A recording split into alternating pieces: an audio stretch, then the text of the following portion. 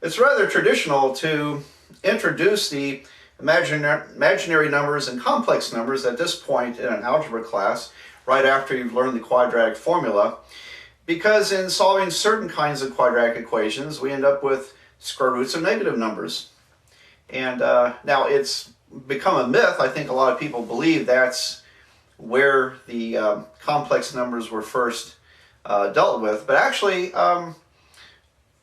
they were ignored for several hundred years because early mathematicians solving quadratic equations never saw a use for square roots of negative numbers. They were considered fanciful or some kind of useless number that had no application to the real world. So they were ignored, and safely ignored at that time.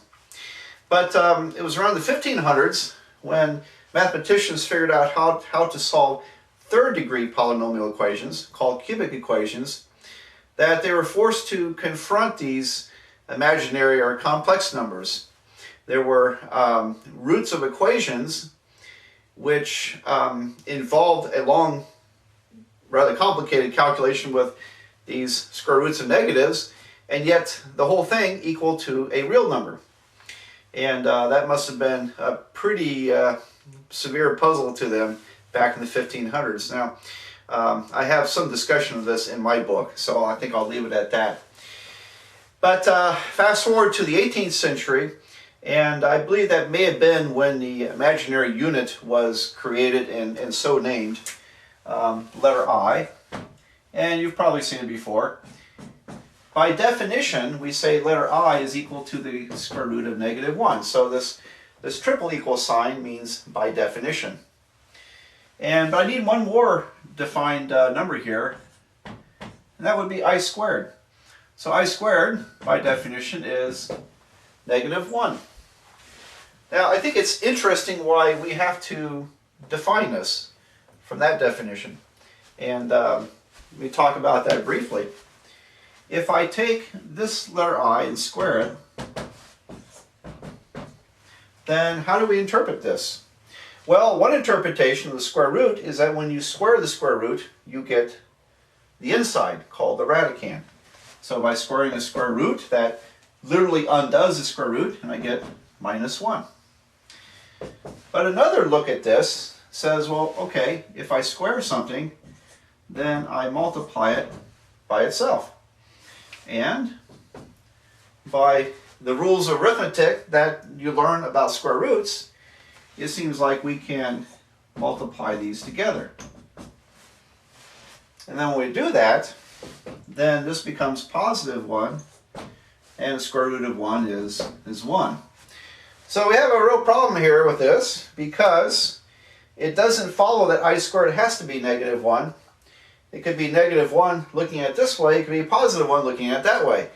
And that's, of course, quite a problem because we can only have one answer here. 1 and -1 obviously are not the same. So it was seen early on that this is a far more useful thing to have, to consider I squared to be -1. And which means that the rule of arithmetic breaks down right here.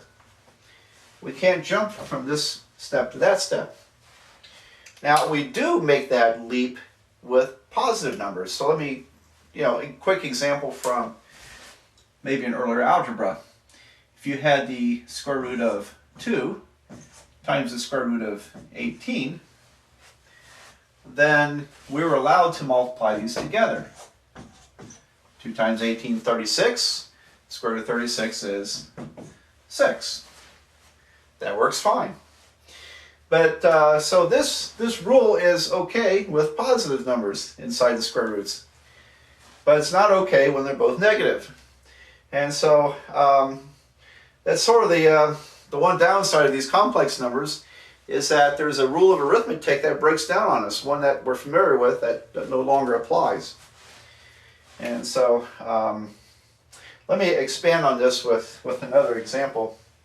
But the term imaginary was attached to these, and it's not probably the best term in hindsight. We do make use of these imaginary numbers, and they finally came into broad acceptance around the around 1800.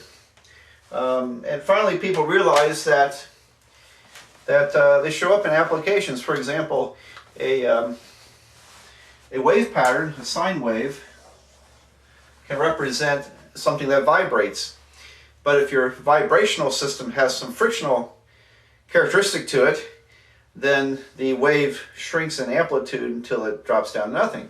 So you might imagine, whoops, telephone, hold on. Okay, sorry about that. Now, where was I?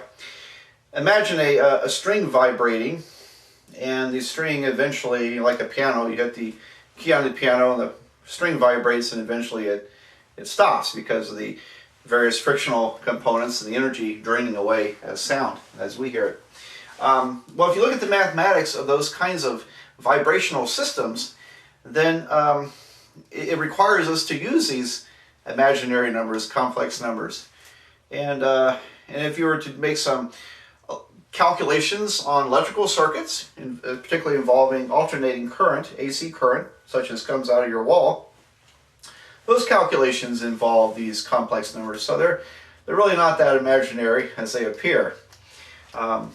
They are rather useful for solving problems.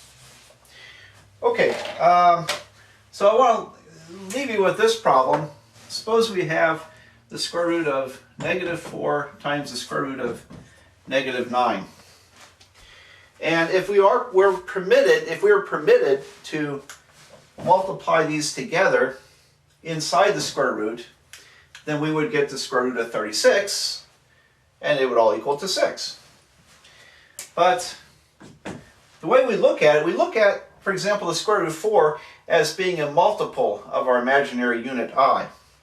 And we look at it as the square root of 4 times the square root of -1. And we look at square root of -9 as square root of 9 times square root of -1. Now, I just went backwards from the rule that says that we can multiply numbers together under square roots. It's okay when one is positive, one is negative. When it doesn't work, again, is when they're both negative numbers, such as up here. We cannot multiply these two numbers together. All right, this becomes a 2. That becomes I by our definition. And here I've got 3 times I. And so multiplying that together, we have 6I squared. And then remember that I squared is the same as -1. So our answer is actually -6. So this rule of arithmetic that breaks down can be seen if you think of the imaginary numbers in terms of their two-dimensional character. And so, for example, let me expand on that. The real number system, real numbers are all those numbers that can be put on a number line or on a single scale. And so if you can imagine a number in any kind of decimal form, negative or positive, then it's a real number. And so it takes one dimension to represent all real numbers. Well, there are no numbers on the scale that would equal to the square root of a negative number. So it takes actually 2 dimensions to represent these imaginary numbers with their real numbers. And so when we head into 2 dimensions, then there's a geometry to what we're doing. And it's the geometry that explains why this rule of arithmetic breaks down. So I wish it was appropriate for me to spend a lot of time showing you all this in this class. That if you take our trigonometry course, you may get a sense of what this all means in a geometric sense. So there's kind of interesting geometry that impacts what we do with these kinds of new numbers. But let's go on to the next video, which introduces the complex numbers in general. And there we're going to expand our real number system into this big two-dimensional system.